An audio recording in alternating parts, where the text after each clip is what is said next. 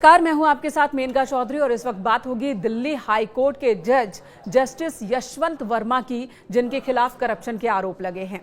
इस मामले में उनकी मुसीबतें बढ़ती जा रही हैं। एक तरफ उनके खिलाफ इंटरनल जांच के आदेश दे दिए गए हैं, कमेटी का गठन कर दिया गया है सुप्रीम कोर्ट की ओर से, तो दूसरी तरफ कई तस्वीरें, कई वीडियोस सामने आए हैं।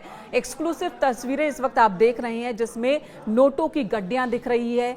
जले हुए नोटों की 500 की ये गड्डियां इस वक्त आपके सामने स्क्रीन पर हैं। अभी तक इस मामले में क्या क्या हुआ है वो हम आपको बता देते हैं, और साथ ही वो रिपोर्ट भी मेरे हाथ में है, जो रिपोर्ट सुप्रीम कोर्ट की ओर से सार्वजनिक की गई है। तो चलिए विस्तार से बात कर लेते हैं इस केस की।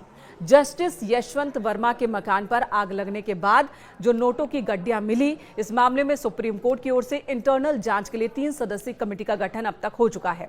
इस कमेटी में Punjab and Haryana high court के चीफ जस्टिस शील नागू, हिमाचल प्रदेश हाई कोर्ट के चीफ जस्टिस जीएस संदवालिया और कर्नाटक हाई कोर्ट के जस्टिस अनु शिवारमण शामिल हैं।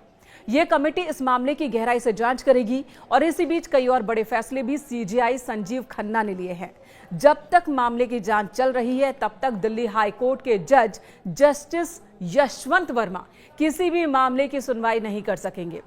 दिल्ली हाई कोर्ट के चीफ जस्टिस DK उपाध्याय के जिस रिपोर्ट के आधार पर सुप्रीम कोर्ट ने इस केस में जांच कमेटी का गठन किया है और जस्टिस वर्मा के खिलाफ कई आदेश दिए हैं, उस रिपोर्ट की कॉपी इस वक्त मेरे हाथ में है।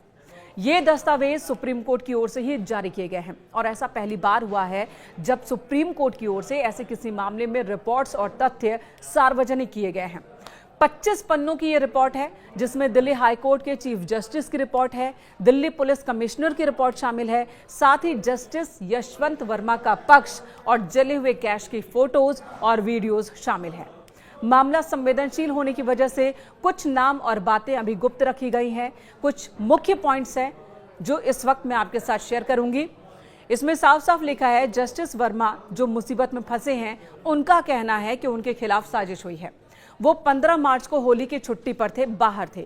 शाम 4:50 पर दिल्ली पुलिस कमिश्नर ने फोन पर उन्हें बताया कि 14 मार्च की रात लगभग 11:30 बजे उनके आवास पर आग लग गई थी। जस्टिस वर्मा के निजी सचिव ने आके जानकारी नौकर को दी। जिस कमरे में आग लगी थी वो गार्ड रूम के बगल में था, स्टोर रूम था। आमतौर पर वहां पर यह बताया जा रहा है कि जो टूटे हुए फर्नीचर हैं और स्टोर की चीजें रखी हुई थी, कोई भी वहां आ जा सकता था। जस्टिस वर्मा ने साजिश की बात कही है, लेकिन रिपोर्ट में लिखा है कि जिस रूम में कैश मिले हैं वहां कोई भी बाहरी आ जा नहीं सकता था, केवल परिवार के लोग, स्टाफ या नौकर ही जा सकते हैं। दिल्ली हाई कोर्ट के चीफ जस्टिस की इस रिपोर्ट में इस मामले की गंभीरता से जांच की मांग की गई है। इस रिपोर्ट में जले हुए कैश की फोटोज और वीडियोज भी संलग्न हैं।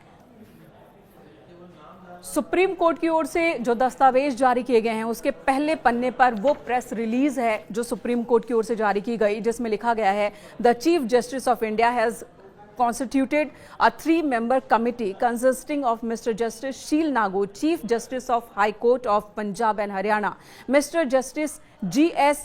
Sandwalia, Chief Justice of High Court of Himachal Pradesh, and Mrs. Justice Anu Sivaraman, Judge of High Court of Karnataka, for conducting an inquiry into the allegations against Mr. Justice Yashwant Verma, a sitting judge of High Court of Delhi। यानी कि पहले पन्ने में वो आदेश है supreme court का, जिसमें 3 सदस्यीय कमेटी का गठन किया गया है, और इसी दस्तावेज के दूसरे पन्ने से शुरुआत होती है वो रिपोर्ट और वो रिक्वेस्ट जो कि दिल्ली हाई कोर्ट के चीफ जस्टिस की ओर से सीजेआई से की गई है, और इस मामले की पूरे विस्तार से जानकारी दी गई है। और तीसरे पन्ने पर एक रिक्वेस्ट की गई है इसी मामले को लेकर कि ये जो केस है इसमें ज्यादा गहराई से जांच किए जाने की जरूरत है। इसमें साफ साफ लिखा गया है कि अभी तक की मेरी जांच में ये बात सामने आ रही है, I am of the prima fascia opinion that the entire matter warrants a deeper probe. ये रिक्वेस्ट की गई है दिल्ली हाई कोर्ट के चीफ जस्टिस की ओर से सीजेआई से कि इस मामले की गंभीरता से जांच की जाए, और इसमें वो रिपोर्ट भी संलग्न है जो कि दिल्ली पुलिस कमिश्नर की ओर से तैयार की गई थी। आग लगने की पीसीआर कॉल निजी सचिव द्वारा मोबाइल नंबर पर दी गई थी, जो हाई कोर्ट ऑफ दिल्ली के नाम से पंजीकृत है, जिस मोबाइल नंबर से आग लगने की जानकारी दी गई थी, और वो मोबाइल फ़ोन निजी सचिव ने इस्तेमाल किया था। उन्हें घर के एक नौकर ने आग लगने की जानकारी दी थी। अग्निशमन विभाग को अलग से कोई कॉल नहीं की गई थी। सूचना स्वचालित रूप से DFS को चली गई थी। स्टोर रूम घर के सुरक्षा गार्ड जो CRPF की है के लिए बनाए गए गार्ड रूम से सटा हुआ है। इसे ताला लगाकर रखा जाता है। घर के सुरक्षा गार्ड के अनुसार कल सुबह कमरे से मलबा और अन्य आंशिक रूप से जले हुए सामान को हटा दिया गया था। इस बात को लेकर भी शिकायत की गई है कि आखिर सामान को तुरंत हटा क्यों दिया गया। ये रिपोर्ट है जो कि दिल्ली पुलिस कमिश्नर की ओर से तैयार की गई थी, वो भी इस सार्वजनिक किए गए दस्तावेज में संलग्न है।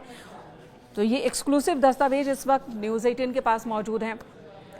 इन सभी तथ्यों को देखकर एक बात तो साफ है कि दिल्ली हाई कोर्ट के जस्टिस यशवंत वर्मा बड़ी मुश्किल में घिर गए हैं। एक तरफ इलाहाबाद हाई कोर्ट की ओर से भी और इलाहाबाद बार एसोसिएशन की ओर से भी जस्टिस यशवंत वर्मा के खिलाफ महाभियोग चलाए जाने की मांग हो रही है। दूसरी तरफ सुप्रीम कोर्ट ने सख्त जांच के आदेश दे दिए हैं और एक बहुत बड़ी चुनौती, बहुत बड़ा दबाव पूरे न्याय प्रक्रिया पर यह है कि करप्शन को लेकर बार बार सवालों के घेरे में घिरती रही है न्याय प्रणाली। पहली बार ऐसा हुआ है कि नोटों की गड्डियां दिख रही है, सीधे सीधे कैश टीवी स्क्रीन पर वीडियोस में दिख रहे हैं। तो ये आरोप और गहरा रहे हैं। न्याय प्रक्रिया में लोगों का भरोसा बढ़े, इसे लेकर कड़ी कार्रवाई और सही निष्पक्ष जांच की चुनौती इस वक्त न्याय प्रक्रिया के सामने खड़ी है।